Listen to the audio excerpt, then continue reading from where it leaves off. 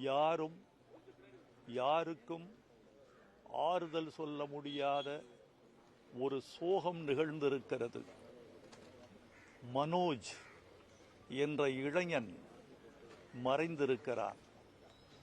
பாரதி ராஜா என்ற முதியவர் தேற்ற முடியாமல் தவிக்கிறார். ஓர் இளைஞன் மறைந்த சோகமும் ஒரு முதியவர் தேற்ற முடியாத சோகமும் இன்று நிகழ்ந்திருக்கின்றன.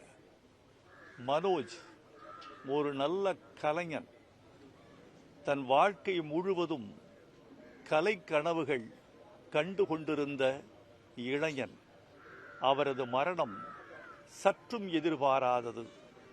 பாரதி ராஜாவின் பாதி உயிராக திகழ்ந்த மனோஜ் பாதி வயதிலேயே காலமாகிவிட்டது எங்களுக்கு கண்ணீரை தருகிறது. பாரதி ராஜாவின் சோகம் மிக பெரியது.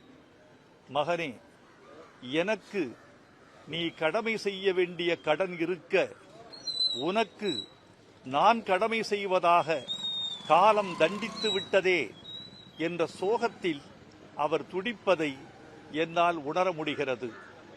இந்த சோகத்திலிருந்து நாம் சில பாடங்களை கற்றுக்கொள்ள வேண்டியிருக்கிறது. ஒவ்வொரு பிறப்பும் ஏதோ ஒன்றை கற்றுக்கொள்ள வருகிறது.